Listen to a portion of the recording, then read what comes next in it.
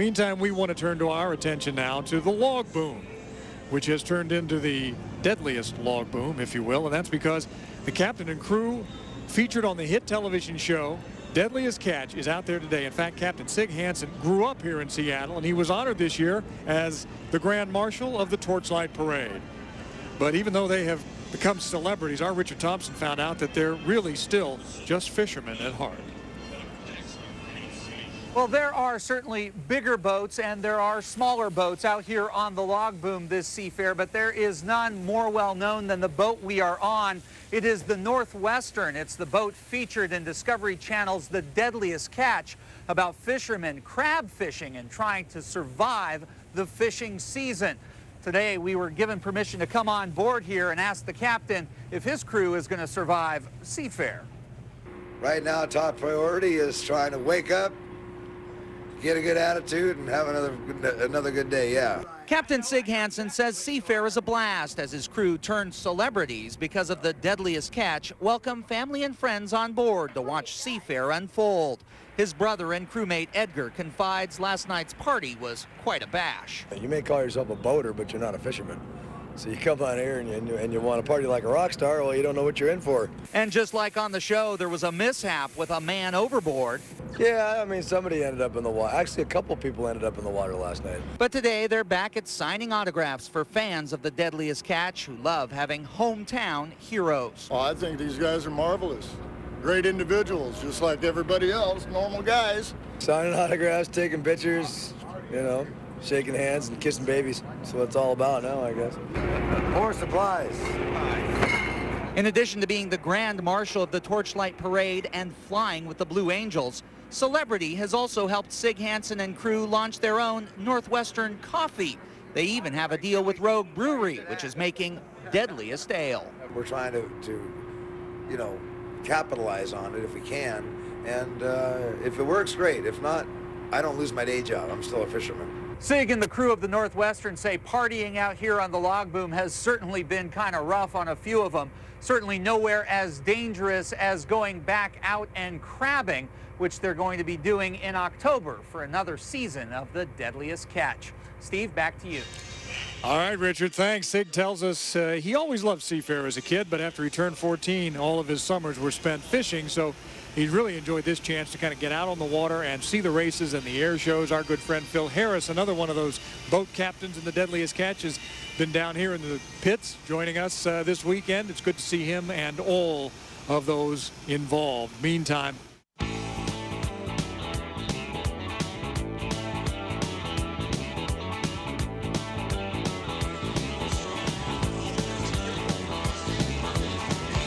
welcome back to the shores of Lake Washington. Steve Rabel, Chip Hanauer, Mike Fitzsimmons, Pat O'Day, and a couple of 100,000 of our friends, all wishing you a happy Seafair Sunday. Glad you're with us.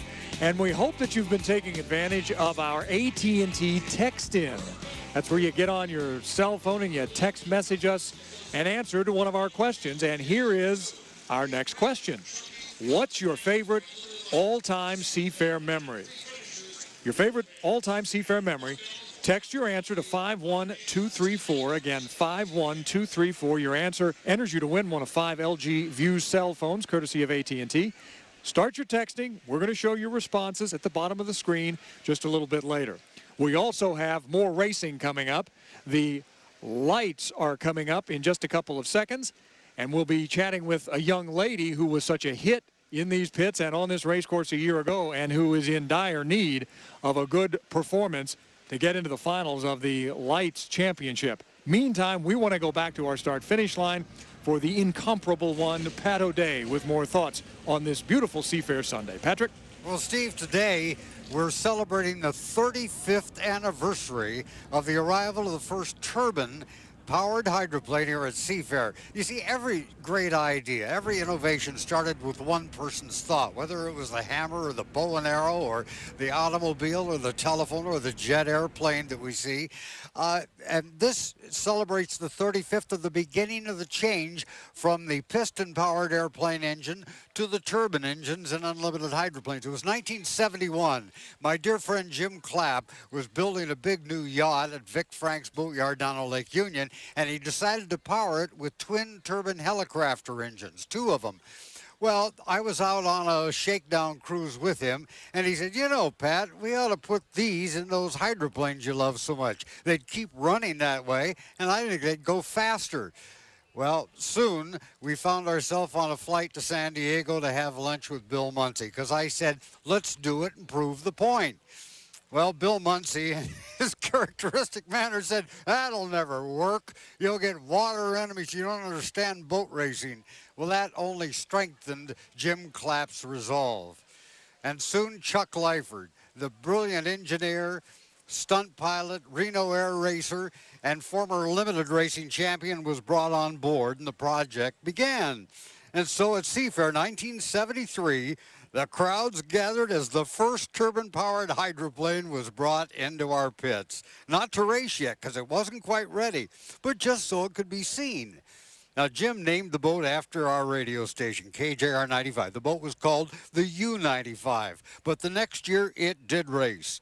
Jim Clapp sadly died that winter at a young age, but his idea, his innovation, driven by Leif Borgerson of Seattle, became the fastest boat on the circuit, along with all those problems that any brand new boat experiences. Racing here at Seafair in 1974, an engine exploded. Well, that sent the U-95 and Jim Clapp's dream to the bottom of the lake. But his dream never died. The door had been opened and the point had been made, and within 5 years, the Pay and Pack was a turbine-powered boat. And soon the entire fleet switched from pistons to turbines, and now, as Paul Harvey says, and now you know the rest of the story. Thanks, Steve. Thank you, Pat, and we always turn to you for the rest of the story, the man who has seen all the stories out here at Seafair. And one of the stories was yesterday. Kaylee Perkins, who just a year ago was the up-and-coming driver who could step into an unlimited, we thought. She was fantastic. Well, this has been a tough Seafair for her. Our Guard Swanson has her down in the pits right now. Guard? All right, thanks a lot, Steve. Kaylee, we're about 12 minutes away from the race. What's going through your mind right now? It's been a bit of a frustrating weekend for you. Well, it's been a little bit challenging. We've had a little trouble in the first heat, but in the second heat we came back with a third.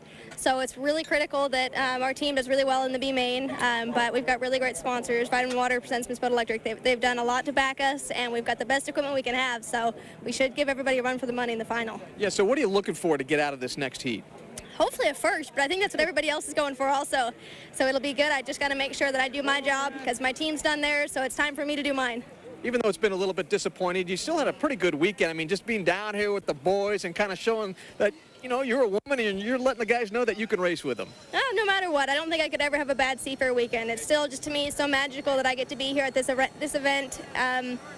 No matter what happens, I'll still always have fun. You know, one of the coolest things we're doing here on KIRO with Seafair, the coverage, people are texting in messages, and we're putting them up on the screen live, and a lot of people, I was having lunch and I was watching the screen, they're all going, Kaylee, good luck, we love you. You got a lot of fans out there. Well, that's awesome. I mean, the best thing we can do for this sport is bring in some minority people, and I definitely think I kind of fit into that category. So it's cool to see some new people get involved, and, you know, we're starting to get more girls in the smaller ranking boats.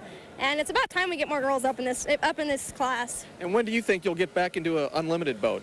I'm not really trying to rush it. You know, maybe see me testing a boat next year. I'm just taking it easy. My job is this boat, and this is what I'm focusing on right now. All right, Kaylee Perkins, go out and have fun. Thank you. All right, Steve, back to you. You can almost hear the excitement in her voice. She's ready to climb in that boat and go racing. We've got more racing for you and a lot more still ahead. This is Seafair Sunday, and we're having a ball.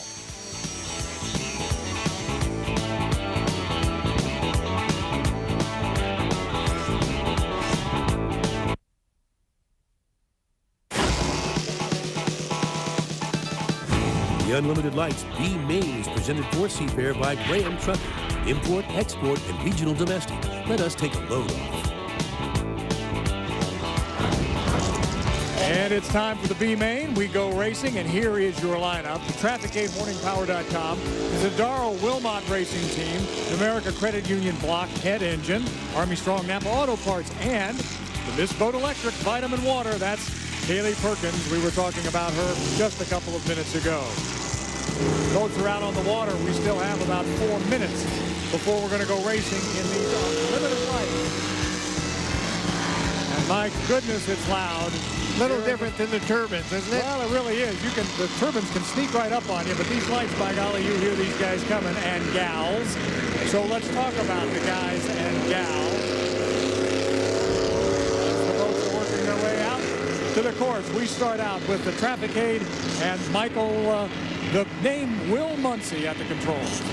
Eldest son of Bill Muncie. He's got that stubby little red boat, and it kind of beats him up, but the water's not bad now. Maybe he can do much better. Earlier in the racing, he had a rough time of it. Chip, we talked about Vince Sodaro as being maybe one of the guys that can sneak up on people because he has won here. He's a good driver. He's a great driver. He's a guy that's willing to risk being a zero to be a hero. You watch him push the line right to the edge.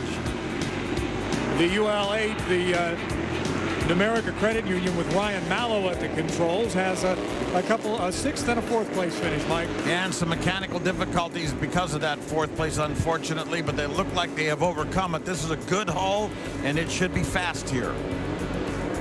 Joe Souza is at the controls of the Army Strong Napa Auto Parts, and he too with a 4th and 6th place finish, Jim. Joe needs to finish 3rd. All 3 of these boats to finish in the top 3, go to the final. Joe's going to have to do everything he's got in that boat to be one of those 3 to move on.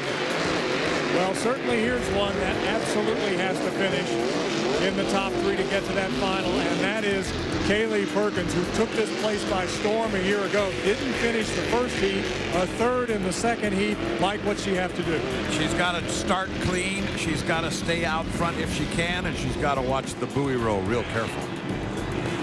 Pat O'Day, the lights, they're the boats that make all the noise. This is really the great tradition, the sound of Seafair. Oh, and you ought to have heard those Allisons and Rolls Royces of the past.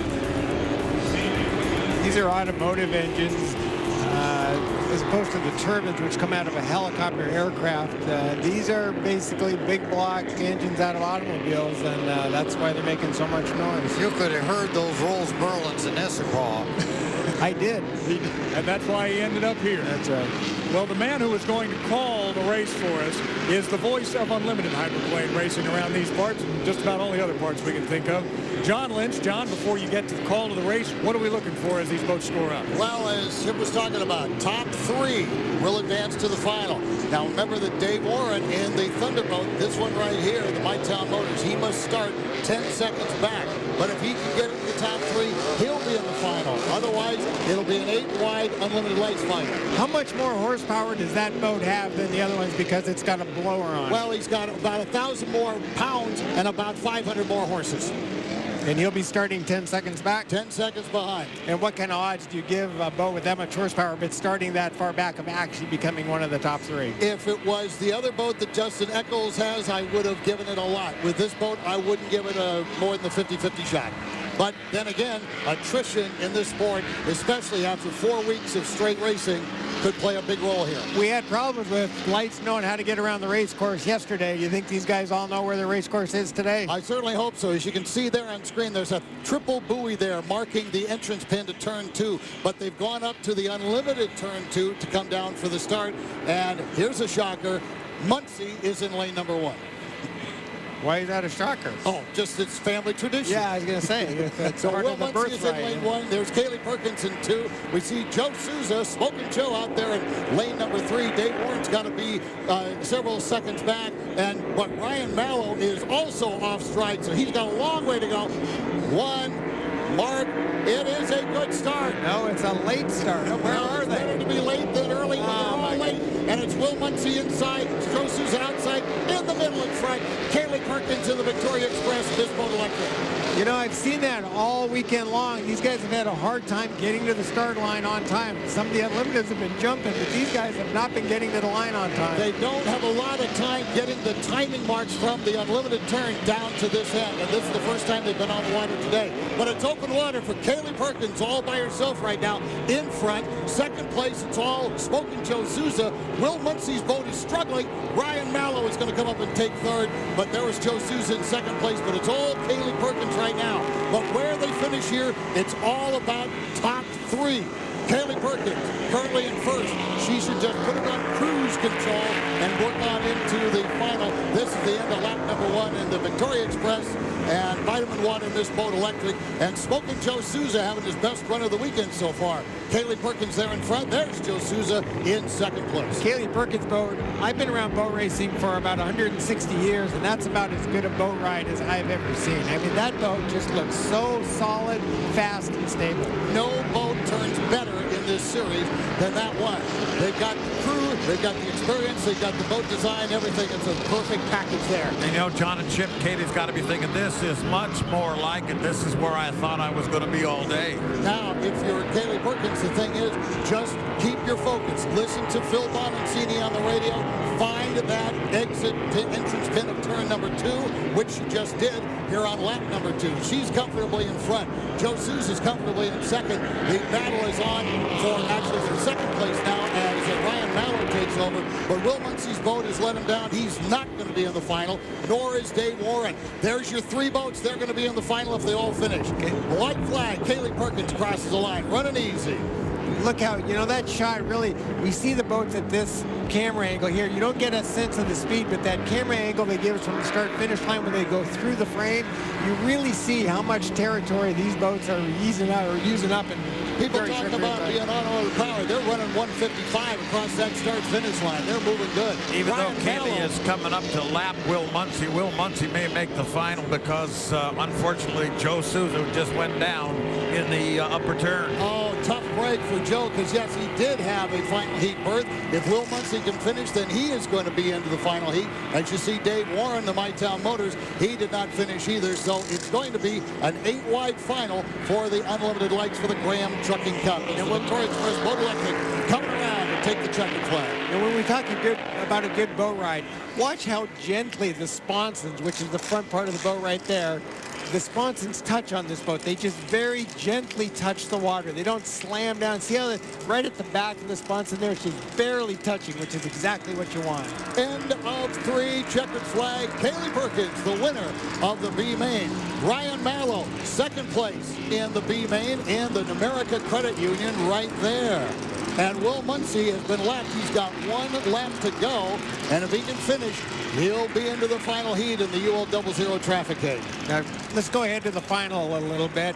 Which boats are allowed to start inside and which boats are going to have to start outside? It's the supercharged boats that will be on the outside. Which so that will include the Graham Trucking with either Jerry or Greg Hopp. Jerry's been really pushing Greg to get into the Unlimited final because Jerry wants to drive for the Graham Trucking Cup. We also have Ryan Mallow in the number 8, the UL 8 Numerica Credit Union, that's supercharged, and Michael Flaherty in the Elkhead Brewery, the UL 11. So there will be lanes 6, 7, and 8 will be supercharged, 1 through 5, naturally aspirated. And the reason this is, we're just trying to explain to the fans when they see the final, the boats on the outside have a significant amount of more horsepower than the boats on the inside. So they're going to make them run a further distance, so hopefully we get a close race at the end. And the big advantage has been coming off the turns. They've got a little bit better acceleration. There's Joe Souza, tough break for him. He was staring at a final heat berth, and the boat let him down. But in the case of those teams, it's trying to equalize. Not only do the supercharged boats have to start outside, they have to maintain their lane for 1 full lap. There's been some violations of that over the last 2 years. Now the Unlimited, we've been talking all weekend long about how critical the lane 1 is for the guy who's going to, or the girl who's going to win the boat race. Is it the same in lights? Is lane 1 as absolutely critical as it is in Unlimited? No, it hasn't been. In a naturally aspirated to naturally aspirated, it seems to have been critical. But if you're running against Greg Hopp, he's been winning from lane 6 some of the time, so they can still work from that outside lane and keep up their boat speed and really go. There's our winner, Kaylee Perkins.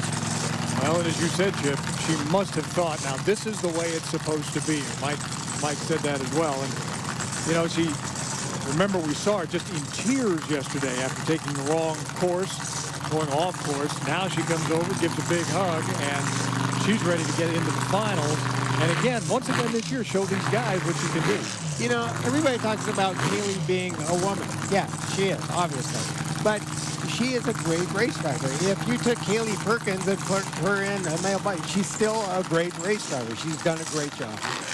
Except for yesterday. But we've all seen great drivers including Bill Muncy, including mediocre drivers like myself, make some pretty big mistakes. So what she did yesterday is not unusual. It's just she did it live on KIRO TV. Exactly. That's where the problem is.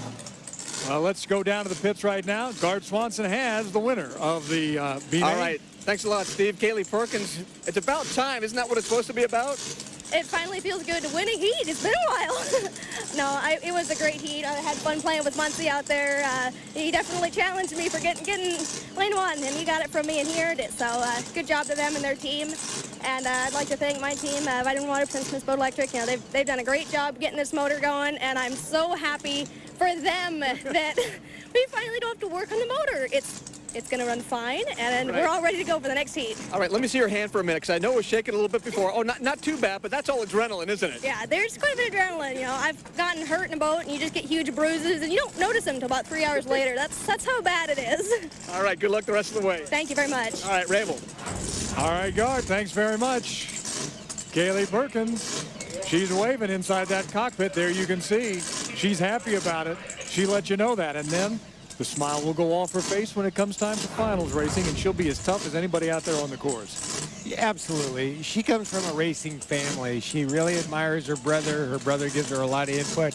These guys are racers, whether they're a man or a woman. But one thing Kaylee also has is, I think she wanted to do this. You heard her talk about in the interviews. She wants it for her team. And that, to me, is always a sign of a driver who doesn't drive for themselves, but they know the amount of hours, the time, the pain that goes into it.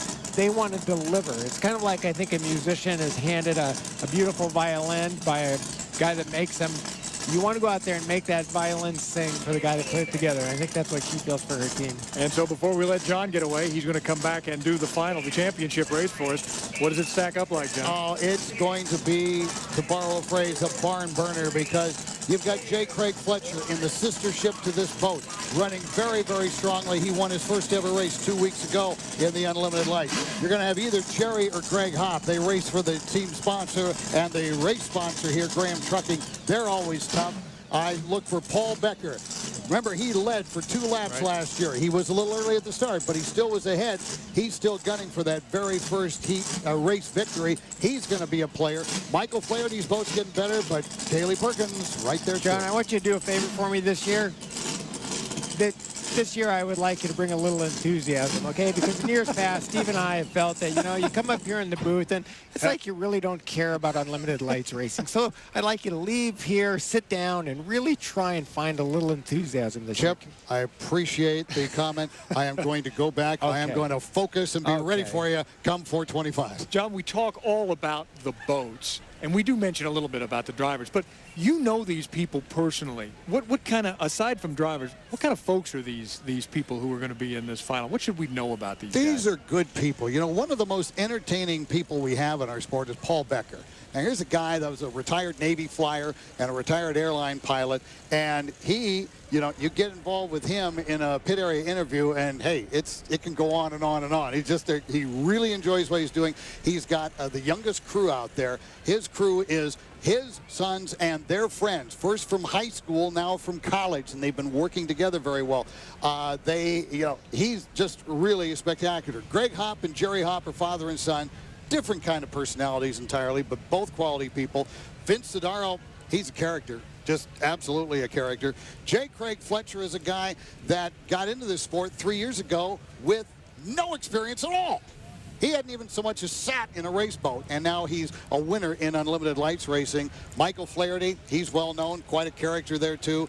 You know, everybody's now knowing well Kaylee Perkins. Will Muncy, a very well-known personality. Ryan Mallow's the quietest guy of that group, but he can drive with a loud foot. Are these crews professional? Are these staffed professional race teams that work full-time? They work in a professional manner, but they're all volunteers. I see. This whole sport is all volunteers, and so especially right now at the end of 4 races in 4 weeks, it's real telling on the crews, on the equipment, everything else like that, and there isn't, in a lot of cases, a lot of spare parts, so they got to try and make them last. So it's after work, they come together, it's on weekends, and they go racing. And all of us, including myself, we all go to our real jobs tomorrow morning. Well, don't go away because you've got to still call one more race for us, the championship yet today. John Lynch, thanks very much, the voice of Unlimited Hydro's Lights. When we come back, we've got the Provisional in the Unlimiteds. And those guys, some of whom are going to go to the finals as well. It's going to be a full late afternoon of racing here on the shores of Lake Washington.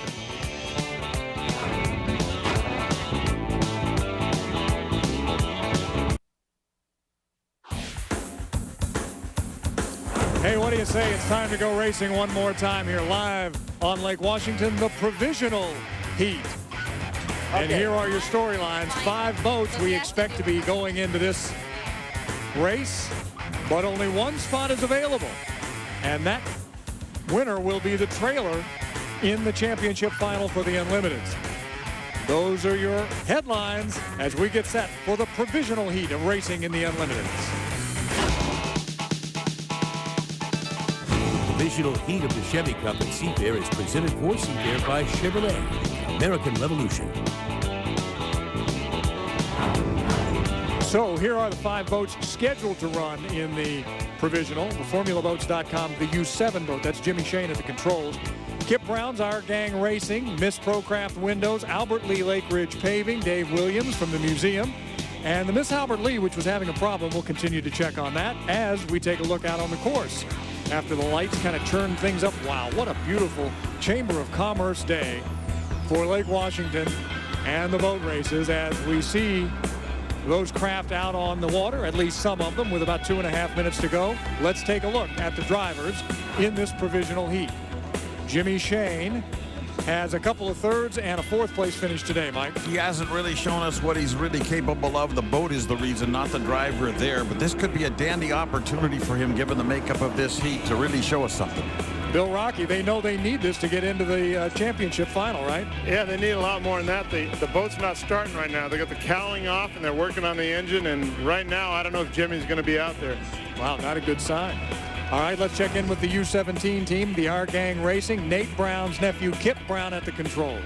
This is his 2nd race ever, his 1st time at Seafair. If he could make the final heat, even as a Provisional, it would be a huge dream come true. Hey, he slammed that pedal down in the last heat, so he really ran that boat well. Here's the U25. Procraft Windows from Ken Muscatel. Our driving forensic psychologist has had nothing but problems this weekend, Mike. Just a hard luck story all the way around. He broke steering over in the Tri-Cities. If anything could go wrong, it already has. Maybe Ken Muscatel's thinking the problems are behind us now. Let's race and show well and try to make that final. And our good friend David Williams, the author and one of the members of the Raceboat Museum here in town, he also has had a difficult time in the Lake Ridge paving boat. But if he could make, again, like Kip Brown, if he could make the final at Seafair, even as a Provisional, this would be huge. He looks at the sport from a historical point of view, and for him to say that he was in a Seafair final would be a lifetime dream come true. And finally, the Miss Albert Lee, the U50 boat, Ryan Perkins at the wheel. Doubtful starter, not in the water at all. They had an engine blow at the end of 3B. They had to be towed back. The Blue Angels flew. The cranes had to stay down while the Blue Angels flew, which meant they couldn't use a crane to change an engine. And you see the boat. They're trying to get the crane to them, but I got a feeling you're not going to see it in this Provision. Yeah, Guard, what are you hearing down there? I just talked to an official just less than a half a second ago, and they said they will not. It's already been waved off. These guys are still scrambling to maybe for later this afternoon, but this thing is not getting in the water for this race. All right, so we'll take Brian Perkins and the Miss Albert Lee out of the Provisional. Their day is now done. Michael, it's racing time. And it's an opportunity. Actually, it's an odd opportunity because you got one boat that is going to come down to the start line, and you got no challenger. Wow. This is what we would call a parade, but it also, as Chip suggested, is a dream come true because all Kip has to do is go 3 times around and he wins it.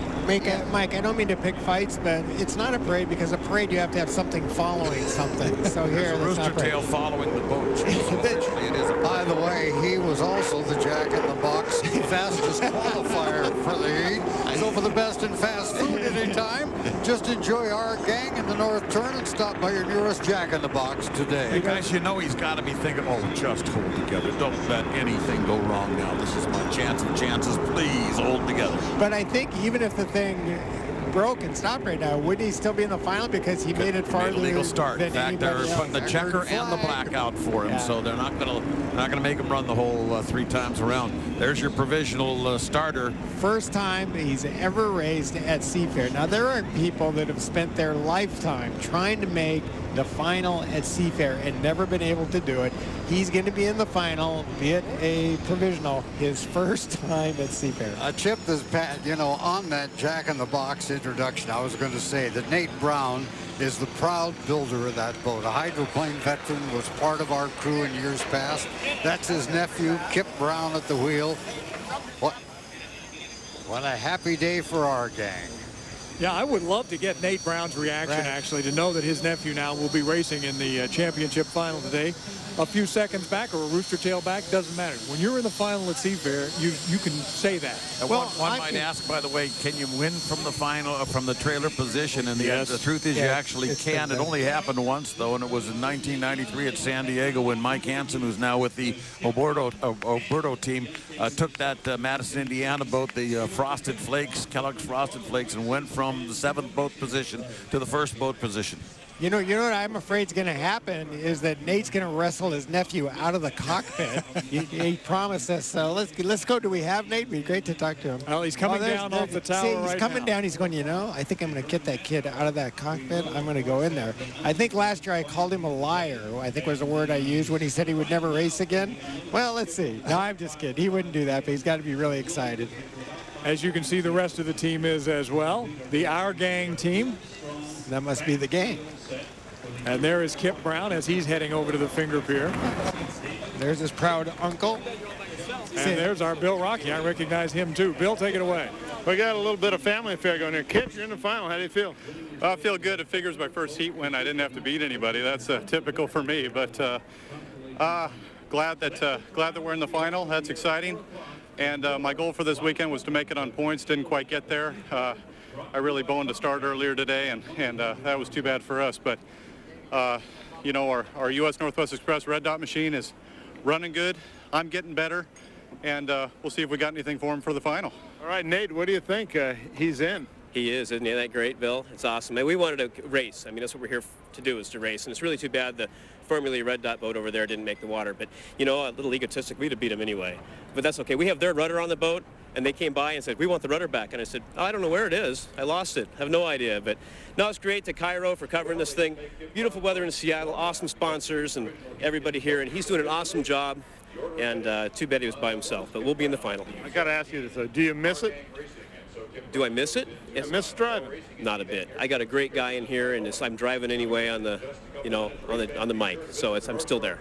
So you're not going to kick him out for the final and jump in there, are you? No way. He's doing a great job, you know, and he's a good kid, honest, doing everything right, you know, and he's good even for the sponsors, you know. So what can I say? He's young and good looking, right? You're better looking than Nate. Well, even with a helmet on. Part of it's the height thing, but right, yeah, okay, trampoline. Yeah, never mind, I'm done. He did it all. All right, some things never change. When you ever have Nate around here, you never know what's going to happen. What is it with this Brown family? They've never met a camera they didn't like. Well, the nephew seems well adjusted. It's Nate that seems to be somewhat emotionally off. That's right.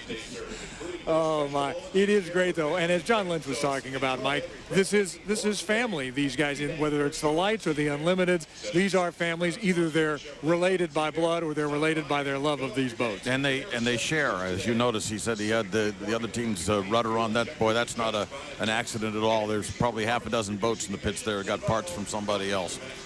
So at last look at the schedule, the Unlimited Lights final was set to run about 4:35, with the Unlimited Hydro final set to go at about 4:45. Let's see what the final schedule looks like now. 5:05 for the Unlimited Championship for the Chevrolet Cup. So 5:05, we've moved it about 15, almost 20 minutes now. And the Unlimited Lights final stays, no, it moves to 4:40. So the afternoon kind of extends just a little bit. The fun continues for the folks out on the log boom. They just have another hour or so that they get to hang out. Nice place to be, right? They look happy. They look like happy folks. They really do. They've been watching KIRO 7 all day, and we hope you've been with us since 9 o'clock this morning when we were up here on this tower literally freezing our sponsons off. I mean, it was chilly up here this morning, right? It was. It's funny. You look at these shots and you think there's no way it could have been that cold this morning, but it really was. And now we've got, I think the boats have come over from the other side of I-90. So that usually makes the final heat rougher because you see all these boats moving around. Well, that's moving the lake around, and that wasn't happening in the preliminary heats because only the boats on the log boom were allowed in the area, and they were tied. So now I think the final heat's going to be rougher. A big boat like that makes a big wake, so it's going to be tougher in the final. We see a lot of small boats too coming in from the south end as well as coming from the north end under the I-90 floating bridge. So again, everybody's packing into here to see the finals, get the best view they can. But of course, they have to be kept a goodly distance away, and they are for safety reasons. And of course, they do a great job here at Seafair with that. We'll come back. We've got more racing to talk about and a few other items as well. So don't go away. Seafair Sunday continues right here live on KIRO 7.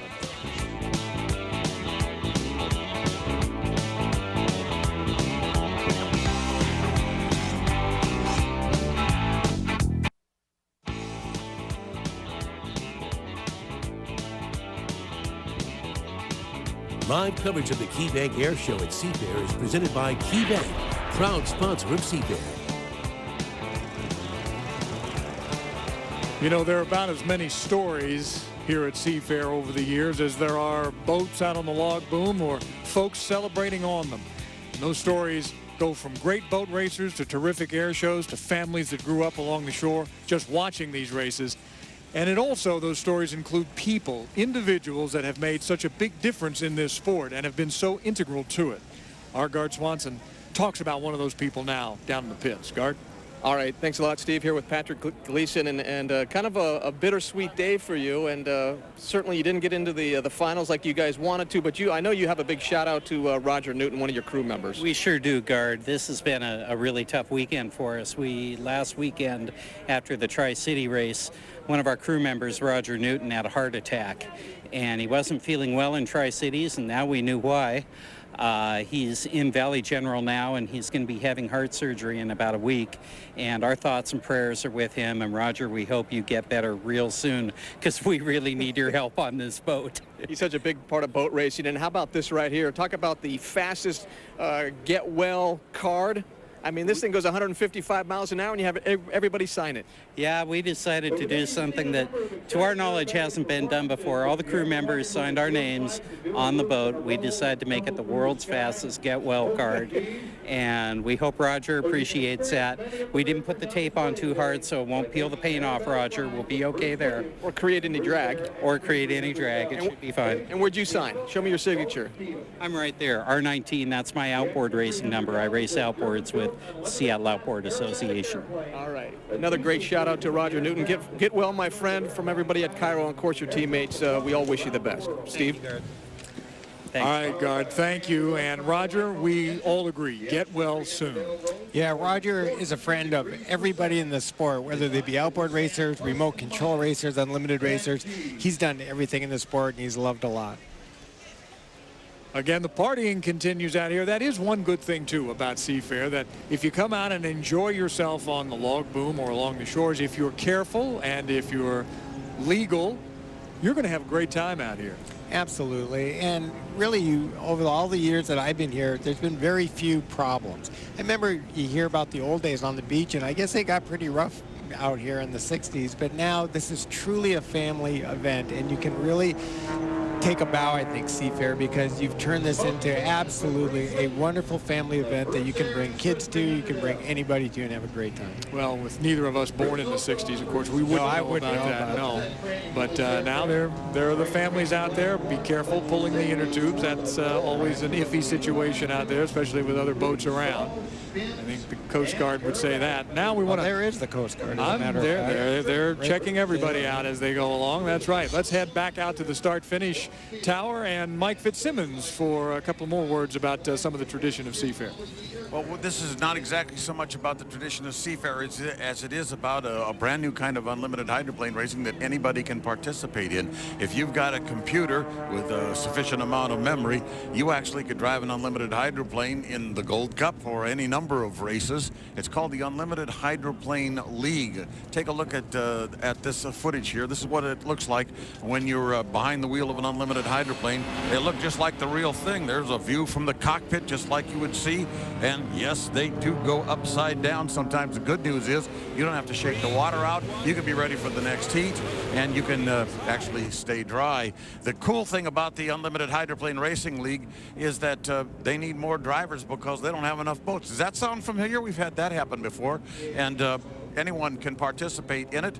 You can learn how to do it. There are a whole lot of built-in issues with respect to driving boats, rough water, how to handle it, operating the canard, everything. You really learn from a driver's seat point of view. You get all kinds of videotape reviews as well to see. It's just like racing in the real thing, except you can do that from your living room. Well, Mike, then you're making your own tradition, I guess, in Seafair. Absolutely. Only on the computer now. We want to go down to Gart Swanson again down in the pits because he's uncovered a bit of a situation down there. Why there was only one boat running in the Provisional for the Unlimiteds, let's find out from Gart. It's kind of funny, Steve. You go from a story that's heartfelt to a guy that has a bunch of heartburn right now, Kenny Muscatel, and you're not happy right now because there was some kind of crane problem trying to get your boat in the water. Well, it's not so much getting the boat in the water. We have to get the parts in the boat before you can get the boat in the water. And because of the air show, which is really, you have to drop the boom on the crane, so you can't put anything in a boat. We had to make a gearbox change. We had to make an engine change. The same thing the U-50, the Navy boat, the Albert Lee boat, could not make the engine change in time because the cranes were not available. Something's got to be done because the scheduling is so rigid that it doesn't allow the boats to race if something goes wrong. I was in the second heat, for goodness sakes, and we needed access to the cranes, and although there was some access, not enough, and as a result you had one boat running in the Provisional, and that's just not right. You seem a little wound up right now. Yeah, I could use a doctor. But I mean, when you and I talked a couple of minutes ago, it seemed like you were looking for some heads after this one. Yeah, I was looking for your head specifically, Gard. But no, I don't want to be a jerk, but I mean, I just felt like there could have been a race out there. It could have been very entertaining, and because of access or lack of access to the cranes, the fans got cheated, and I don't like that. And that's a lack of execution, is that right? Well, there's a lack of I think, forethought about how to move parts out if you have an air show and you have to drop the crane, the booms on the crane. So your day is done and there's nothing you can do about it? I'm done. Albert Lee's done. And, you know, I mean, for my sponsor, I'm bitterly disappointed. I could have gone out there and raced. The boat was worked out, and Procraft was going to go out and kick some hiney, but I couldn't get my foot. All right, you going to pick a winner for me in the big race? It's not going to be me. I know that. Probably the Elam. If I had a guess, I'd say the Elam. But you know what? Both are so evenly matched that whoever gets lane one is going to be very tough to beat. I think the Elam's the only boat who can go from the outside. And what about the Beacon and the Oberto? I mean, those guys are competitive. No, they're all fabulous. They're all great. The wonderful thing about the racing now is the boats are so evenly matched that what happens before the start may be as important as anything that happens after the start. So keep your eyes open for the start. Who's in lane one, who's in lane two, who's got the good water, and that's who's going to win. Now, since we've talked, you've calmed down a little bit, haven't you? Yeah, but I'll get cranky once you get the camera off me. All right, Steve, back up to you. All right, Dr. Ken Muscatel. It sounds like Gard was the doctor at that point. He was doing some therapy with the good doctor. Helping to counsel. All right, let's head down to the award stage. Just in front of us, Jeff Randall with some awards to make. Jeff? Thanks, Steve. Back here at the award stage, Chevrolet Cup at Seafair. A couple of more trophies to hand out before we get to the big race. Let's start with the Unlimited Lights B Main, sponsored by Graham Trucking. I've got Rob Graham here to pass out the award to Kaylee Perkins. Thank you. I'm Rob Graham Trucking, to present the trophy to the 72 team and Kaylee Perkins. Kaylee's done a tremendous amount for the sport here in the last couple of years. Congratulations. Thank you very much, Rob Graham, for being one of the major sponsors. If it weren't for him, we wouldn't get to be here, so a big thank you to you. I'd also like to thank my sponsors, Vitamin Water and Miss Boat Electric and Victoria Express, and of course my amazing team. We've gone some hard stuff this weekend, and the weekend before and the weekend before that. I've never blown up motors before, and I have, and my team still likes me, and I'm really glad to give them a break. So thank you also, Seafair, for giving me an opportunity to do what I love to do. Thank you. Kaylee, congratulations. One more race to go. Now, the last boat in, Unlimited Provisional, and I've got Bruce Allen from Chevrolet here to give the award, this time to Kip Brown. That's right. Kip, congratulations. Not only did you win the heat, you're in the final.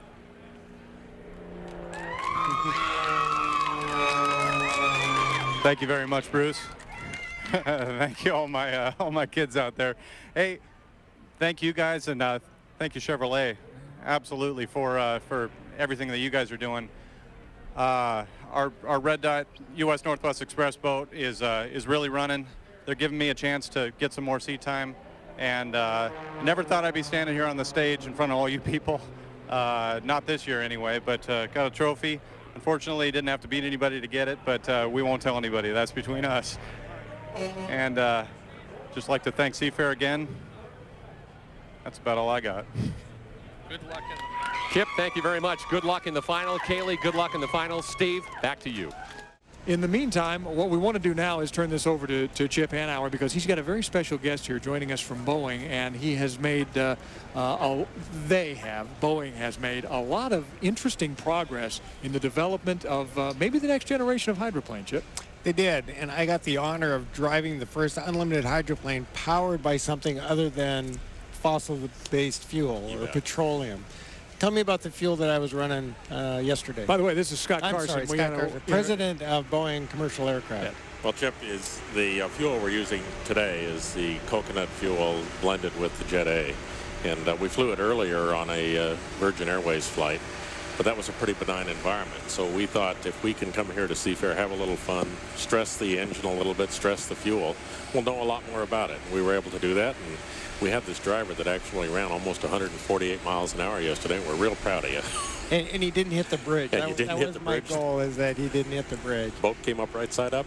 We're happy. Now, the Boeing engineers and the people from Imperium Fuel said that this is not the fuel that we're going to ultimately be at. They said the fuel that maybe as early as next year we might come back with an algae-based fuel. Right.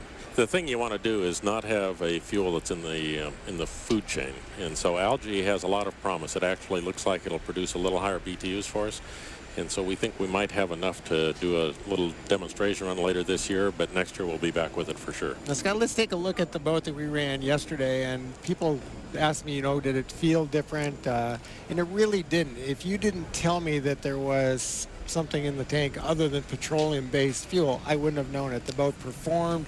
It did everything just like it would on a petroleum-based fuel, although people at the dock said it didn't smell, where the other boats, when they leave the dock, smell very rich of kerosene. This didn't. This was more like a hot daiquiri. A hot daiquiri. And there's nothing wrong with that smell or a pina colada. No. But the boat did run good. We were about 1% off on output, but the boat really performed well. Now, could you take the fuel that was in that Boeing boat and pump it out and put it in an aircraft, and could an aircraft burn it, or would you have to actually modify the engine to do that? No, we actually did a lot of testing with this engine before. No modifications are required. We were worried about that. We didn't need to do a thing. And how soon will it be when we get on a Boeing aircraft that we'll know that there's some renewable fuel on board? Is that a year away, 10 years away? I think it's within the decade. A lot of people say, well, you can't do it within 20 years, and I remind them we went to the moon in 10. So I think we can do this in a decade. How important is this to Boeing? How much energy is Boeing putting into this? Besides building the aircraft, how important is the fuel? The fuel is hugely important to us. The tax structures that are talked about in Europe are enough to drive this industry into the ground. So if we can get a renewable fuel product that isn't in the food chain, that is about the same economics to produce as kerosene, I think we have a winner. And that's why for the last 2 years we've taken a leadership role in promoting this, looking at the alternatives, doing it in a deliberate way through 2 or 3 generations of product. I think it's the right thing to be doing. And I think it's no coincidence either that you pick a hydroplane, which is basically a plane on the water. As Chip always describes it, it wants to take off like a plane, and you have certain mechanisms to keep it on the water. But it's great that Boeing has its name on one of these thunderboats that make such quiet sound and smell like coconuts. Absolutely. It's the right thing to do. But Boeing has been around Seafair for how long? A couple of years now. Well, we've been here in Seafair for about 4 or 5 years, but you know the Boeing name in Seafair goes back to 1956 when Bill ran the Wahoo here. And I'm just thrilled to death that he and I and some other investors are going to do this again next year with the Wahoo. What he's talking about is they're actually, the Wahoo does not exist as it was, but they're going to actually recreate a brand new boat. Wahoo. You know, the other thing, all my years in racing, unlimited hydroplanes, there were always Boeing engineers around the shop. They might have been on, I don't know that they all punched out at the plant, but this sport really would not be where it was today without the input from Boeing engineers. Very true. You know, we have the best engineers and the best machinists in the world, and they all volunteer on every one of these crews. I mean, it's just fascinating to go to the shops, run into 4 Boeing guys here, 3 there. They're everywhere, and they're the best in the world. I noticed when you came down, there was a lot of guys putting on paper bags so you didn't see that they were down here on company time. Indeed. What is it about the hydroplanes that fascinate Boeing engineers? Why are they gravitating? Well, they're aerodynamic machines, and the concept is very similar to what we do in aircraft, so it's a terrific extension of what we do at work. Now, next year, I believe you're going to drive a boat. I was told. No, you can't say that out loud. Chicago gets real nervous about that.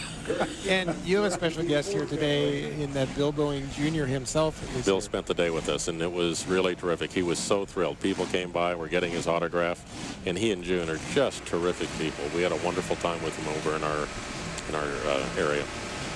Well, Scott, we appreciate you being here.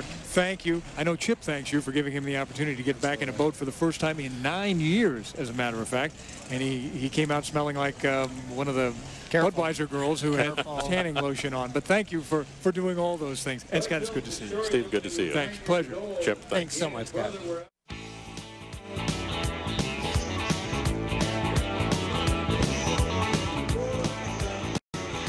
Well, we still have about 35, 45 minutes before the Unlimited Lights take to the water for their championship race today, while the U.S. Coast Guard watches over everyone to make sure they're having a safe and sane Seafair Sunday on the waters. Meantime, we are talking about boats, and they are going to be racing soon, and we want to head down to the pits to talk about the Lights final with our Bill Rocky, who is in the Graham Trucking pit. Graham Trucking obviously has to be considered the favorite here, and Bill Rocky has the owner, the driver, and the sponsor. Bill? Steve, we just got done with one family affair with Nate Brown. Now we're in the Hop camp. Jerry Hop, Greg Hop, and owner Rob Graham here. First of all, let's go to Greg. You got double duty still. You're driving a light and an unlimited in the final. This final is going to be pretty interesting. The unlimited light and the unlimited final are so pretty much back to back. So we're going to start the boat up here, the light, and at the end I'm going to bring it back to the dock over at Fred Leland's camp and jump out of this and into that boat. And in the meantime, he's going to be up calling both radios, so hopefully he grabs the right radio. If I come here looking for you after you win, you're not going to be here. Nowhere in sight. So what's your role going to be now in the next hour with him? Well, we did the rock, scissors, paper thing, and he had the rock and I had the scissors, so he's driving the light heat. My role is going to be doing radios for Greg in both the Graham Trucking Light and the Mirage Unlimited, and telling him where to go. How did you get him involved in racing? Because obviously you were in it before him, but did you see him as being a racer? Yeah, I think his first race was 1 year old. He came and I think we handed him a wrench, and he started doing something with the wrench. And then he started out in outboard hydroplanes, just like Chip did and like I did, Chip Hanauer. And 9 years old is when he went to his first race. When he was 1, did he get in the final that year? Pretty much. I know when I was 8 years old with the bicycle and the boat on the little boat behind, I hit a rock and blew over, and I had 8 stitches in my head. So at 8 years old, I was wounded from a boat race already. All right. Well, owner Ron Graham, how did you get into this? What got you interested in hydroplanes? Well, Jerry roped me into it. He was driving truck for us, and one thing led to another. I found out that he had the boats, and we worked something out on sponsorship, and it just kind of gone on from there. So I thought originally he was just a truck driver, but apparently he had other talents. So, Rob, you've been in both sides of this too. Why both divisions? Well, actually, Jerry's introduced me to about 10,000 racers, so it just made sense. We started out with his stuff, and I met other people, and so that's how we just kind of met other people that. Seattle, the highlight for you. I mean, is this what it is? Oh, this is it. Yeah, this Seattle is. That's it. We were in Tri-Cities last weekend. Jerry and Greg won that for us, and it was like clockwork, almost like everything that could go right went right. So it was nice. Yeah. All right, Rob, thanks very much. The two hops, they'll be ready for the finals here, Steve, and we'll see what happens. Drivers, by the way. Rob's looking for qualified drivers. Always you. Rob, you ever want to drive, Rob? Yeah, you know, Greg and I have a bet going. So if he loses today, I'm the new driver. I think he's going to be pretty competitive today. I'd like to see it, Steve. All right, Bill, thanks very much. Yeah, I'd like to see that happen as well. A great family affair and great friends there, and now they're going to go out and try to win themselves a championship here in the Unlimited Lights. A man who has seen so many championships decided over the years here along the shores of Lake Washington is our Pat O'Day. And Pat has, well, his role has almost evolved into the senior commentator of our race day coverage. He reminds us about all that Seafair is and has been and can be. Patrick? Well, you know, we've come a long ways since this whole thing started. It's 1951, 57 years ago. Seattle has a thing called Seafair with a water show and some pirates and so on. But then we added a thing called a hydroplane race. Seattle's Ted Jones. He built a new kind of racing boat that flew over the water instead of running through the water. He took his innovative new racing boat that he called the Slow Motion to Detroit, where it broke all records, won the Gold Cup, and with that victory, the right to bring the Gold Cup race to Seattle. Now, Seattle had nothing major league at that time. No Mariners, no Seahawks. Detroit, meantime, had the Pistons and the Lions and the Tigers, but now we had won. We stole their Gold Cup. We weren't exactly sure exactly what we'd won, but it was ours, and 500,000 people flocked to the shores of Lake Washington to see what we'd won, because we were now Major League. New terms entered our consciousness, terms like sponson and rooster tails. Our beloved new hydroplanes, the slow-mos. They thrilled us as they would start each heat flying under the west side of the I-90 bridge from their pits down where Daniel's Broiler now stands. Now, the race course was then 3 miles in circumference, extended all the way down to Seward Park. This allowed an enormously long log boom on the Mercer Island side of the course, and everything was free. The log boom was free, no admission was charged, as we hadn't yet figured out how expensive these deals would be to present. Now picture Seattle in 1951. The tallest building in town is the Smith Tower down by 3rd and Jackson. There's no Space Needle, no freeway running through town, no 520 bridge. Boeing hadn't even yet built its first passenger jet. Little could we have dreamed that our quiet little community was to become the high-tech aeronautical capital of the world. Well, Seattle lovingly embraced the addition of hydroplane racing to Seafair. A young and playful Jimi Hendrix was just one of hundreds of kids that built little wooden hydroplanes, pulled them around the neighborhoods behind their bikes. The drivers and owners of the hydroplanes were our new superstars. Originally, the hydros were owned by wealthy sportsmen with boats named Hawaii Kai, Tahoe Miss, and Miss Spokane. But soon hydroplane racing was seen as a commercial opportunity. Hence, we introduced the Miss Thriftways, the Pan Saves, Gale Electrics, Budweisers, and so on. And so today, 57 years later, the boats are now for the most part jet turbine powered, as the loud smoke-belching airplane piston engines are mostly retired. Innovation has dramatically increased the speeds of the boats. Other innovations in our community have brought us Microsoft, Amazon.com, cell phones, medical breakthroughs, and hundreds more. And so today we're again here on these hallowed and historic shores with Mount Rainier peeking approvingly through the clouds as we celebrate Seattle's pioneering spirit with another great Seafair and this race.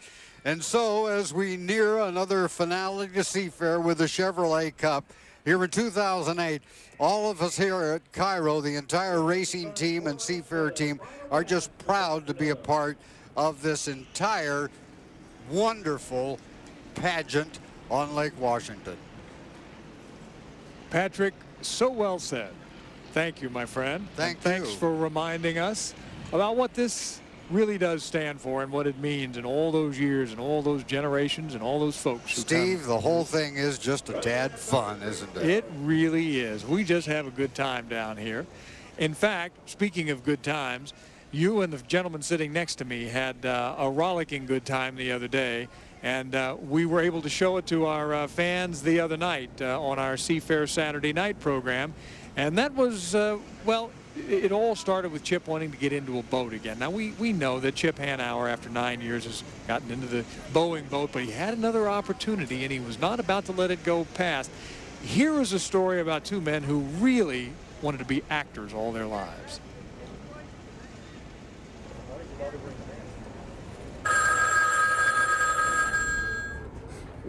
Hello. What? Dan, oh, this Chip. Yeah, absolutely. Are you serious, or are you just messing with me? Would I get to race, or am I just driving the boat around? Yeah, if I can race, I'm all over it. Where are you at? All right, I'm on my way. Hi, Chip Hanauer. You guys called about a race driver? Oh, okay, round back? All right, thank you. Still doesn't seem right to me. Did anybody here call for a race driver? Call on the phone? Yes, Chip, I called for you. I am in real need of a real good boat driver, and you were the first choice that came to mind. I have a boat for you to race. Really? Where's the boat? It's right here. Where? Right here. You want me to drive this? Yes, sir, I do. Hey, I normally wouldn't drive something this small, but at the stage I'm in my career, I'll take it. One condition, I need to have my announcer. I don't race without my announcer. Do you mind? Great. Do you mind? Pat, Chip Hanauer. Hey, I'm going to race again. No, I'm not kidding. Pat. I'm here. Oh, there was a hydroplane race. Of course I'm here. Pat, I'm going to drive this boat under one condition, if you'll call the race. Well, Chip, I've always been your announcer. Pat, I'm not on the phone I've anymore. tried not to play favorites. Oh, you're not, are you? But good luck, All right. Guy. I'll do the best I can. Let's get for it. you. 1, go!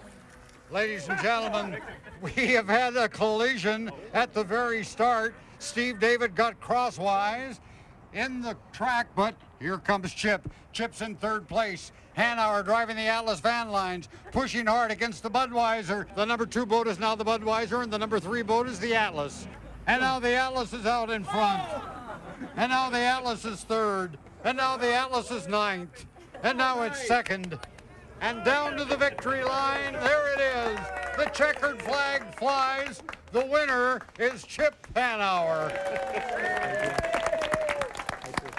Great race. I smell Emmy. I smell something. Yes. No, that was a lovely attempt by the two of you, and it was very nice, and it goes to show that it is a family affair here with Seafair and the small boats and pulling them behind your car or your bike and all those things. You know, and those people were very nice to let us come to their house. That's called the Casper. I don't know why it's called the Casper series, but it's the Casper boat race. They do it every year, and it's right off the Genesee here. And the other thing I learned through this whole experience is sometimes when our producer Rick Garza asks you to do something, sometimes you just need to say no. Yes, that's a good thing to learn. Right, you've learned it. Oh, let me tell you. Listen, we want to go back down to the pits now. Argard Swanson has found a story with the Beacon team, the Beacon Plumbing team, that is an most interesting story, as that team just grew by 1. Yeah, by about a little over 7 pounds too. And you know, Steve, we're always digging for stories down here. This is Shannon Rainey. You are the team. I would like to say team captain, but what is your official title? Official title is team manager. So you get a text this afternoon around noon, and tell me what that is, because I know you guys are sponsored by the Marines. We are sponsored by the U.S. Marine Corps this season, and I got a text from Sergeant Richardson and his wife Teresa, and the text says, here she is, Miss Lila Bell Richardson, born at at 12:53 a.m. this morning. 7 pounds, 12 ounces, 19.5 inches long. Needless to say, he won't be making it to the pits today. Yeah, because both of them are down here, right? She was pregnant yesterday, and she's cruising down ready to pop, and man, she did about 6 hours later. She did. They had both of the other children with them yesterday, and she was running around all day and had a great time and was very excited to come back down today. Didn't make it, ended up in the hospital last night with a very happy bundle of joy this morning. So Now I have to ask you, does that mean they have to change her name from Lila to Jean Theoret? Jean, that might be a great idea. Maybe a middle name at least. Middle name, yeah. All right, congratulations to the Richardsons and good luck in the final. Wonderful. Thank you very much. All right, Rabes, back up to you. Guard, thanks very much. You know, we heard this morning as Chris Lagueros, one of our KIRO 7 reporters, was interviewing people as they were coming in at 7:30. Literally, they'd been standing out there 2 hours before the gates opened. A very nice couple who said they had just had another grandchild, was just born up at, I think, Harborview Medical Center.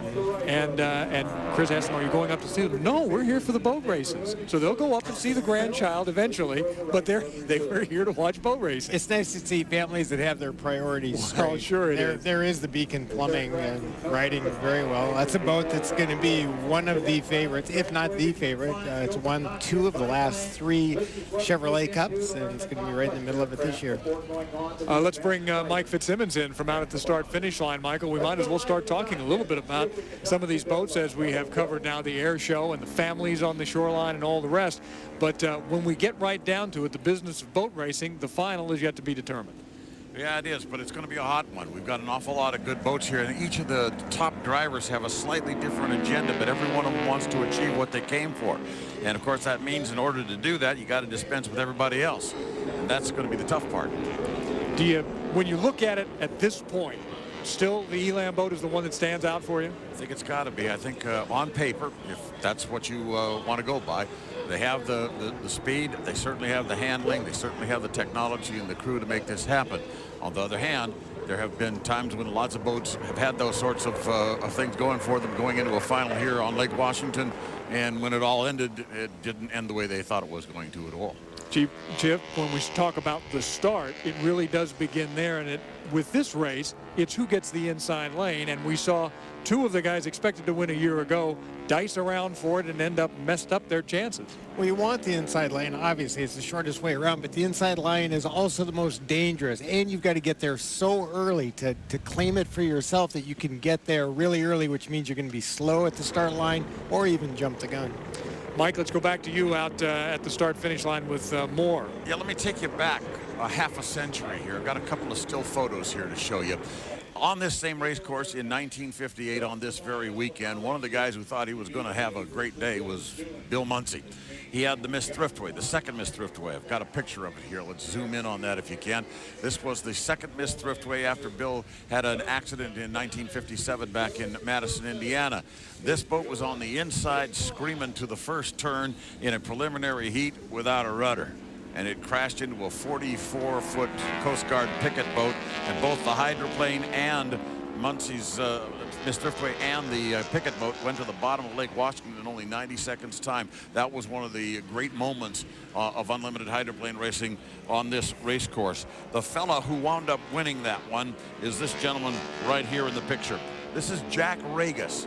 It was the Hawaii Kai seen in the background in this picture that was the victor in the 1958 Gold Cup. The Pink Lady, Edgar Kaiser, stands in the center of this picture as Jack Regas and he accept the Gold Cup trophy at the Seattle Yacht Club presentation a few hours after the race was over. And some folks may remember this boat out of Tacoma.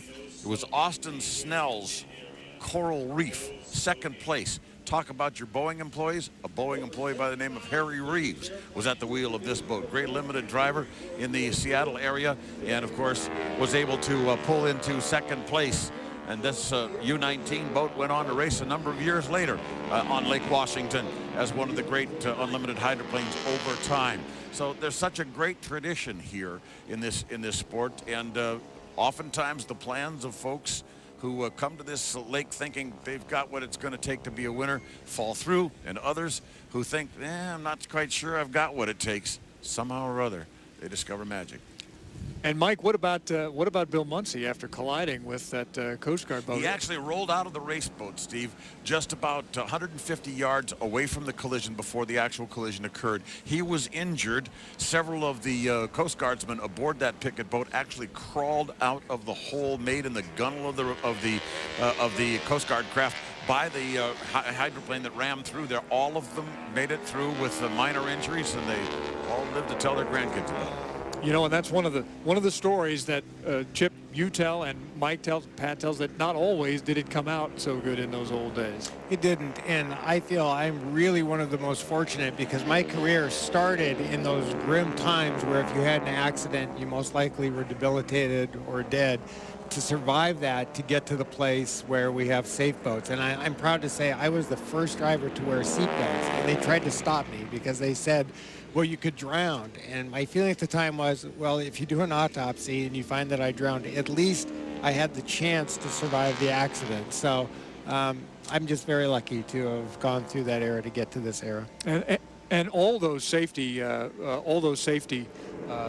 things developed over the years have been remarkable in saving lives. Meantime,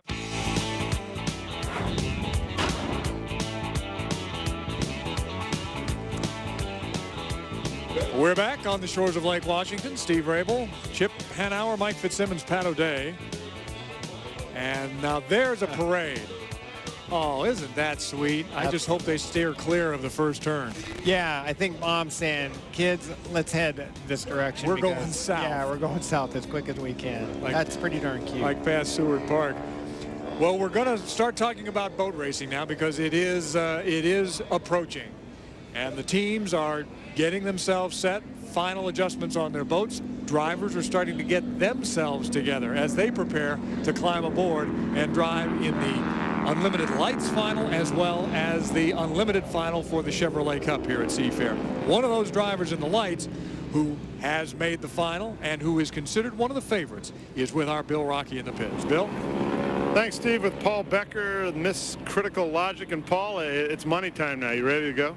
Yes, sir. We're all ready to go. Looking forward to this. Right. What happened? Let's take you back to the first heat you had here where you guys missed the buoys out there. What did they do to change that so you guys could see a little better out there? We put a very large yellow buoy on the orange and green buoy that was out there. The problem was not only was it not visible when the green buoy went behind the orange buoy, but in the very gray monochromatic light, when you're doing 240 feet a second, trying to keep the boat on the water, not always can you see and see exactly what you're going to do well in advance. So it caught us. I take the blame for it. We'll get it right this time. As it turned out, it didn't matter. You're in the final. What's it going to take to win here in Seattle? More horsepower. You said you had something you want to say to your fans out there. You know, folks, it's time to get to the cooler, get yourself a cold one, climb back in that easy chair, and strap in tight. It's time for the final. I'll promise you it's going to be a good one. All right, Steve. I think he's loose and ready to go. We are. Let's go get him. I think Paul Becker ought to come up here with us. Wasn't there a conversation at one point that the G-boats might be the kind of boat that could be that bridge between the Lights and the Unlimiteds and draw the fan base back, if for no other reason because of the noise they make? And I'm a believer in that. Yeah. I'm a believer in that form of engine is what we should be going to. And I think we need to put a pin in the calendar maybe in 2010 that says we're going to wean ourselves off of these turbines and go to the big blown engine. We're getting ready for that light final. And of course, there's one of the favorites. Although she's had a rough weekend, she can forget all of that. It can all be made better right now. Kaylee Perkins can remedy an awful lot by a great ride here today, and we will see her in the Boat Electric. She's given a little kiss on the nose, saying we hope it doesn't, we don't have any problems here. In the Critical Logic is Paul Becker. He's already in. You can see the top of his red helmet as he sits in the cockpit awaiting. They'll close that canopy, and he'll go off to racing in just a couple minutes as well. Now, I always kissed the boat after it did its job. She kisses the boat before it goes out. Maybe I should have kissed it beforehand. Perhaps. There's another blown engine. See that big engine sticking out of the cowling there? Yes, and that's the Graham Trucking boat with Greg Hopp, and that's going in the water now. And he'll be saddling up in just a couple minutes as well. So as you can see, we are getting set. Michael Flaherty is getting strapped into his boat, and we're getting set to go racing. The Unlimited Lights Championship from Seafair is just around the corner. Don't go away.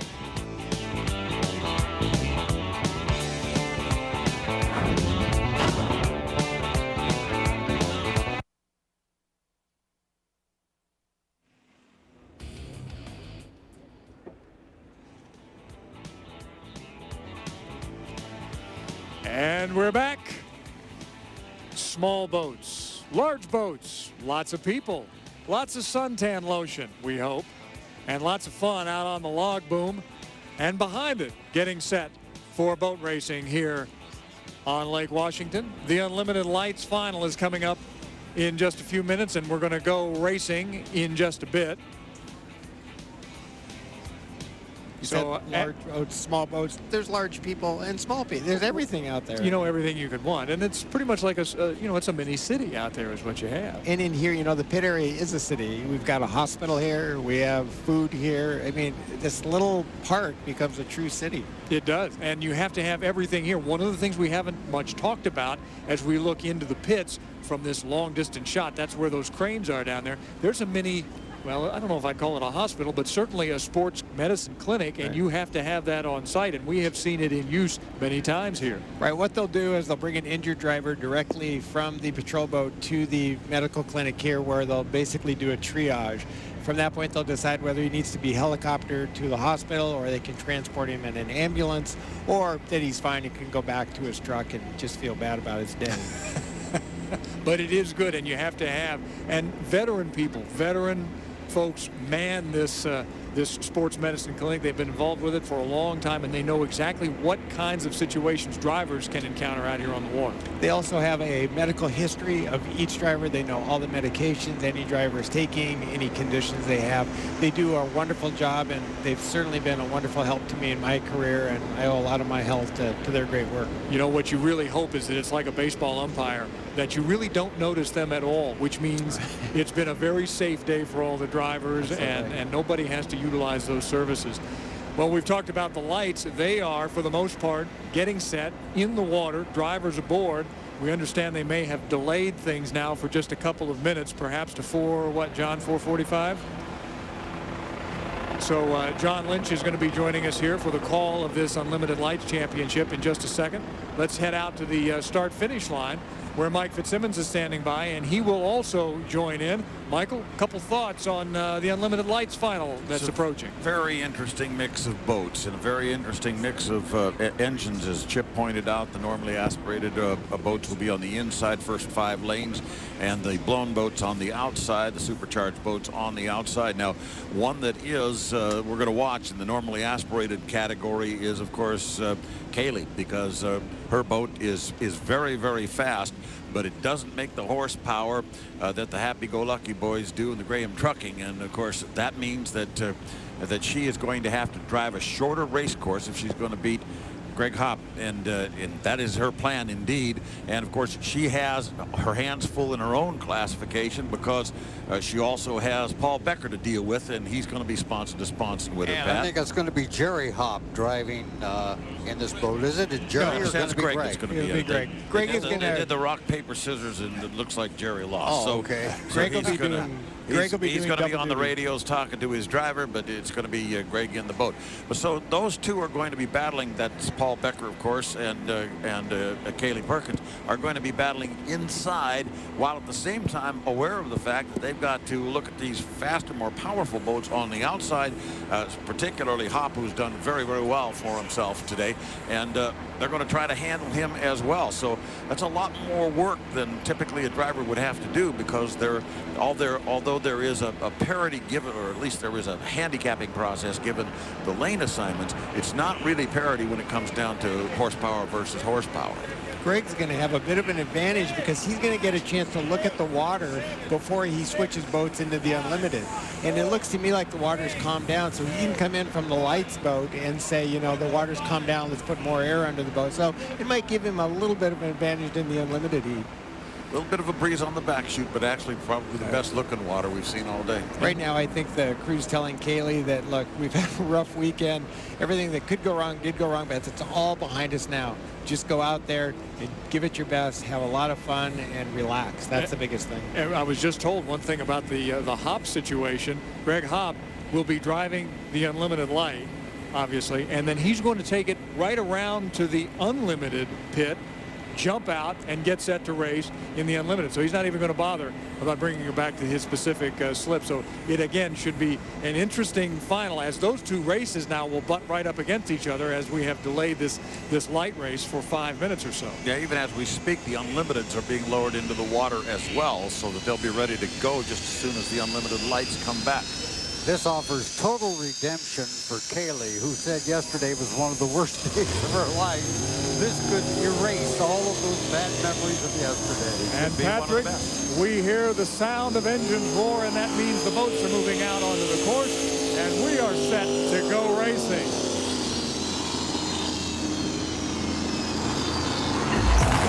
Here we go. The boat to beat? Perhaps Greg Hopp in the Graham trucking boat. Just could well be. And how about our pilot on the water, Paul Becker? Will he fly past the competition? And then there's Kaylee out on the water and set to redeem herself. Can she do it? This is the championship for the Unlimited Lights at Seafair. The Graham Trucking Unlimited Lights Cup is brought to you by Mike's Hard Lemonade, proud sponsor of Seafair and the Mike's Hard Lemonade fan can. And is presented for Seafair by Graham Trucking, import, export, and regional domestic. Let us take a load off. Now here is the lineup for your Unlimited Lights final. The Roxy 94.5, the U13 boat, Hendrickson Irrigation Design, Miss Critical Logic, and the Graham Trucking. Remember, the supercharged engine boats start outside, and that's the boats, the Zadaro boat, Numerica Credit Union, Miss Boat Electric. They will be starting out in the outside lanes 5, 6, and 7 as we approach 3.5 minutes before race time. And the boats have a little time here to kind of examine things, see where they want, how they want to get into their specific lanes and time it up just right. So let's talk about the pilots at the controls of these planes on the water. And here is Michael Flaherty in the Power Punch boat. Mike? He's been kind of letting the race come to him. He had a little bad luck yesterday, but he was able to capitalize on the bad luck of other folks more often than not. And he's got a good, strong boat. He'll have to be an inside starter, of course, because he's not a supercharged boat. But this guy could be a spoiler. All right, the UL-13, the Hendrickson Irrigation boat. J. Craig Fletcher has had about as widely scattered a day as you can have for a weekend. Did not finish in a first. A relatively new driver, but has had tremendous amount of success for someone who's new to the sport as he is. I expect him to be in the top 3 fighting to win. Here is Paul Becker in the UL-14, the Critical Logic boat, who told all his friends to grab a cold one, sit back, strap it into the armchair, and get ready to race, Mike. He's one of these, it's the final heat, let's hang it all out. That's exactly what he's going to do. He's a pretty crafty driver. His starts are excellent. If he gets an inside lane and drives the shorter course, he could be your winner. In the middle of the track is the U-15 Graham Trucking. Greg Hopp, he can drive any of these kind of boats. He's driving the Unlimited, and he hopes to a championship. I have to say he's the favorite, but because he's got a blown supercharged engine, he's got to start out on the outside. So it's going to be a long way around, but I think he's got the power to pull it off. Bill Rocky, what are they saying down there in the pits? Well, Greg is about as lucid as comes. He was smiling when he got in the boat. He looked confident as can be, and I guess he doesn't think about driving the Unlimited. He can focus on this first, and this is the task at hand right now, Steve. All right, Bill. The UL 929, the Zadaro Wilmot Racing boat with Vince Zadaro at the controls. Michael? This fella doesn't have quite the speed that he has had in past opportunities on Lake Washington, but he sure has a lot of skill, and he really knows how to get in your face when it counts. Will Muncie's boat is a late scratch. The Numerica Credit Union boat with Ryan Mallow, one of these young guys who may one day be in the big boats. One young guy with a lot of horsepower. He's got a blown engine. I think, though, he's got to let the race come to him, hope for mistakes from some of the other guys to finish high here. Well, Michael, here's somebody that hopes she makes no more mistakes. She's had a tough weekend. She's also got a first place in the B main, and Kaylee Perkins is ready to go racing. Must get a good start. Must control the top boats in the aspirated, normally aspirated group, especially Paul Becker, and then she's got to keep her eye on the outside boat, that bright yellow Greg Hopp hydroplane. That's going to be a lot of work to do, but she's got her game face on and she's ready to go. Guard, we saw her kiss the nose of the hydroplane as she was headed out of the pits. Oh, yeah, she's loose. I asked her, hey, what are you thinking? As she was just going into the cockpit, she goes, I'm just going out to have fun. She's ready to go. So she is ready to go. We are just about set to go. They are rounding the point. Here they come. Michael, 10 seconds. Take us away. No, John Lynch. I beg your pardon, John. Thank you, Steve. That's Kaylee Perkins on the inside. Vinny Zadaro is up near. He was a little bit early at the line, waiting for the call to start. It is a good start, and it's 3 wide, and it's Paul Becker, just like last year, taking the lead. Only this time he didn't jump the gun. Paul Becker in the critical launching with Greg Hopp alongside, going into turn number 1. Becker with the advantage. Vince Zadaro in second. Kaylee's back on fourth on the inside, and Greg Hopp on the outside battling for third as Paul Becker has the lead off the exit pin in the Miss Critical Logic. I hate to say I told you so, but I told you so. This guy can make starts like nobody I've ever seen, and now it looks like he's got some room that he can pull us off. This is a boat that has won in this series before, but not since Paul Becker acquired it a year ago. He's still looking for his very first Unlimited Lights win. He's on a roll right now, ahead the front by a full rooster tail length. Paul Becker in the Critical Logic. And he is fighting for Kaylee for the points championship as well. So there's more at stake here than just this race. But right now, Paul Becker is only thinking about one thing, winning at Seafair. 1 down, 2 to go for Paul Becker in his first ever Unlimited Lights victory. He's got Kaylee Perkins inside, but she's a rooster tail back. Greg Hopp, surprisingly, is back in third. Then it's Vinny Zadaro in fourth and J. Craig Fletcher in fifth. Paul Becker still with the advantage. Kaylee is closing the gap on the inside of the Miss Gold Electric. He's got to squeeze down on her. You see how he came close to that buoy? He's not going to give her as much room. So she's got to back off the throttle to stay in that lane. He's driving a perfect race right now. He's had a perfect start. He did the right thing when he saw Kaylee coming up underneath of him. This guy's a driver. J. Craig Fletcher's gone down on the water on the front straightaway. He's out of it, but Paul Becker is into it big time with nearly a rooster tail length lead over Kaylee Perkins into turn 2 the second time around. 1 to go. Paul Becker, Kaylee Perkins, Greg Hopp, all there in your picture. 1, 2, 3. Another great turn by Paul Becker. You see how he just gave her just enough room to get around that buoy. He's doing everything right. This is a schoolbook race he's driving here. This is the spot where he went dead in the water a year ago, and Kaylee Perkins made a name for herself going inside of Paul to make it a race with Greg Hopp. But it's Paul Becker with a full rooster tail length lead, and Kaylee Perkins has gone to the outside. She went to the outside because, Brad, she knows she can't be Deckers, but now she's got to keep Hopp. The way she can keep Hopp from passing her is getting out so she can hold him out. Paul Becker now with open water between he and Kaylee Perkins. Kaylee and Greg Hopp are battling it out for second place. It's Paul Becker's race here in Seattle, going for his first ever Unlimited Lights victory out of Bellevue, the retired Navy flyer, the retired airline pilot. Final turn. Yesterday I said I'd hire this guy to drive an Unlimited. This guy has exceptional skills. Paul Becker, head of the stretch, Miss Critical Logic, going for his second place in the Miss Critical Logic. And there's the battle for second place between Greg Hopp and Kaylee Perkins. That's going to be Greg Hopp. We are going to see one very happy man in Paul Becker. This is beyond his wildest dreams. I've known this man for years. This is going to be amazing to watch. Paul Becker in the Miss Critical Logic, folks, his first ever Unlimited Lights victory. And a very good friend of his had the same thing happen right on this race course 6 years ago. Jerry Hopp won his first Unlimited Lights race. Now Paul Becker in a sister ship to the Hopp racing team, the Miss Critical Logic. Paul Becker runs away with the Seafair victory for the Graham Trucking Cup for Unlimited Lights. That was a perfect drive. I don't mean a pretty good drive. That was a perfect drive. His start was inside. His start was right on the start line. His start was a lot of momentum, and he did the right thing on the corner when he was challenged. I tell you what, that was And you see him in the cockpit. He's just pumping his fist away. There is one happy guy. He has been so close so many times. He finished second in every heat, the first 9 heats of the year, finishing second in 2 races. This time, he takes it to the bank. Paul Becker, there is your winner of the Graham Trucking Cup for Unlimited Lights and the Miss Critical Logic. And John, this this isn't a guy who came into racing at the age of 9 or 10, is he? Like some of us did. No, he came to it. He was helping out on Fred Leland's crew along with Jerry Hopp, and they became friends some time ago. He, of course, had his airline career for a long time, but a former Navy flyer, very supportive of the Navy, loves it when the Blue Angels come to town, but now he's got the entire focus of the Unlimited Lights racing world on him for the very first time. A very popular win, I guarantee you. Paul Becker, Miss Critical Legend. Well, it's terrific to see a guy who really deserves the win, and it was great to see a terrific race.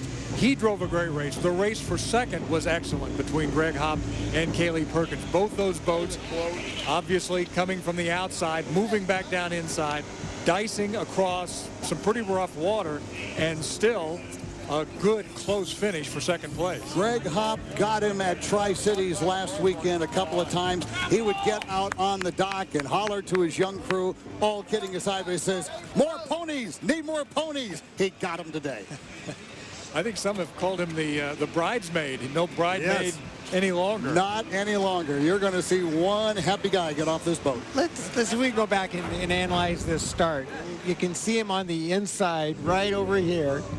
And look at him pull out the lead, and he's going to cross that boat line, or that start line, what, 3-4 boat lengths ahead of everybody else?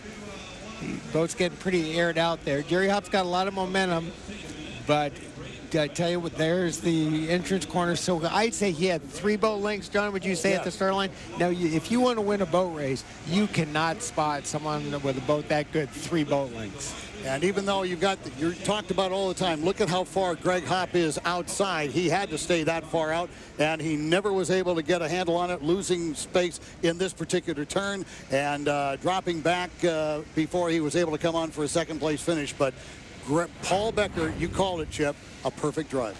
And, you know, Kaylee, if she would have been there, she had the boat to win. If she would have been at the start with him, it would have been an amazing race. Let's head down to the pits because our Bill Rocky has the winner, Paul Becker.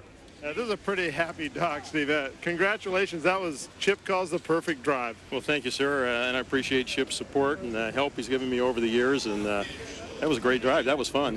Tell me about your start. You just nailed it. Well, it's called planning and preparation, just like Critical Logic does for the software application world. And we planned it. We had it down. We had it down to the second, and we executed it. And hey, where is everybody? Hey, the word on the street is you've been called a bridesmaid once in a while. Is that true? I think that's over. It is over. Yes, sir, it is, and we're happy. You know what? These are the guys from Newport High School, my crew, my son, and the crew chief, Trevor. These are the guys that have stayed with me all this time, 5 or 6 years. Get it done. We finally got it done. They do all the work. I just get to go out and drive around like my hair's on fire, and it sure is fun. Okay, now, one more time, what do you have to say to your fans now that you won? Let's do this again next week in Silverdale. All right, that's maybe going to happen. And thanks for everybody for all their support, and we're having fun. Congratulations, thanks Paul. For coming to the races. Great win for Paul Becker. When you... Uh-oh, there they go. Oh, that's a fine. There's a $500 fine. But you don't mind paying it. It's always the traditional ceremonial dunking of a first-time winner. I think you should get a free one on your first win. I think they should. Sounds reasonable to me. He was more subdued than I thought he would be, frankly. I think he's waiting until the camera lights are off. Okay. And he will enjoy it. Meantime, let's head over to the Kaylee Perkins camp. Our guard Swanson is there. All right, thanks, Steve. Kaylee, your weekend kind of starts with a thud, but, man, kind of a little bang here in the final. The final was so much fun. I would love to congratulate Paul Becker and the Critical Logic team. Paul is no longer bridesmaid, and I'm glad he went swimming. It's about time. Tell me a little bit about your race and your strategy going in it. The strategy was just got to get in lane 1. These are fast boats, and I got to try and beat him to the punch and got lane 1 from Paul. You know, I'm sure he wasn't real impressed with me in the begin with, but, you know, that's how it's got to be done. And, you know, he got a better shot than I did. He was on it just that little bit before I did, and he earned it. He's a tough guy to catch when he gets a lead like that. Yeah, these boats are so close, at least mine and his. You know, they're very close. And once he gets ahead, there's not much he can do. And the last thought to close the door on me, which I would have done the same thing. And, you know, he earned that, and I'm so proud of him and his team. Yeah, and you know a little bit about going in the water, and he just got tossed in. I am happy. It's about time. You know, I'm just very happy that, you know, the Vitamin Water and Miss Boat Electric and Victoria Express, I'm just so honored to even get the chance to be here and race against people like Paul and Greg and everybody else who was in the heat. That was a blast. That was one of my most fun heats. Kaylee, congratulations on a kind of a rough weekend, but way to bounce back. Thank you very much. All right, Steve. Guard, thanks very much. A much bigger smile on the face of Kaylee Perkins as this weekend comes to a close. Much bigger smile. And John has told me, over the last few months that some of the other drivers maybe have come to resent Kaylee a little bit because she has gotten so much attention. Obviously, the first woman to do as well as she's done. But I think a lot of the attention she gets is because she's so genuinely gracious. I mean, that's about as gracious of a third place finish as you're going to see. Exactly. And, it's for any driver, there's always an ego thing involved. That's what I've heard anyway. I've been told that about drivers. But, they get over it. But you know what? She has brought so much beyond racing to the Unlimited Lights organization. While they say, another Kaylee story, no, they get over it quickly because it's been really good for the whole organization. And here she made a great drive. And we've just heard that as soon as that interview was over, where do you think she was headed, John? Probably over to her brother's pit. No, she's actually walking right under our tower now, and I think she's going over to see Mr. Paul. Yeah, she's headed right to his pit. That's right. She marched right over there to give him. She's probably going to throw him in the water again. Well, good for her. Congratulations. Well, let's thank Paul Becker for that little plug about our alma mater, too, Newport High School. Absolutely. Let's hear it for the Newport Knights. And there she goes to give her congratulations to Paul. And we want to thank, before we let him get out of here, John Lynch, who always does a terrific job on the Unlimited Lights, calls for all of us and calls them all year long. John, it's always great to work with. It's a pleasure, Steve, every time. Thank you very much again for the invitation. And here it comes. We got to stay for that. We can't go for a break quite yet. We can't. Not when she's got a water balloon in there. I think we just had somebody block our view there. There we go. You're going in. Oh, no, that's it. Now that is. Now there is a picture. There's a picture when Kaylee is an old washed-up boat racer like moi. She's going to so value that picture. And that's what I found in my career. Those are the things that you remember. She didn't win, but look how happy she is. Congratulations to all of them and all of those who ran in the final. Of course, Greg Hopper finished second. Kaylee finished third. But to the winner, Paul Becker, here are your unofficial lights. Final results. With Miss Critical Logic, the U-14 boat wins it. Graham Trucking second, Miss Boat Electric third, and the Hendrickson Irrigation Design boat fourth. The Graham Trucking Unlimited Lights Cup has been brought to you by Mike's Hard Lemonade, proud sponsor of Seafair and the Mike's Hard Lemonade Fan Cam.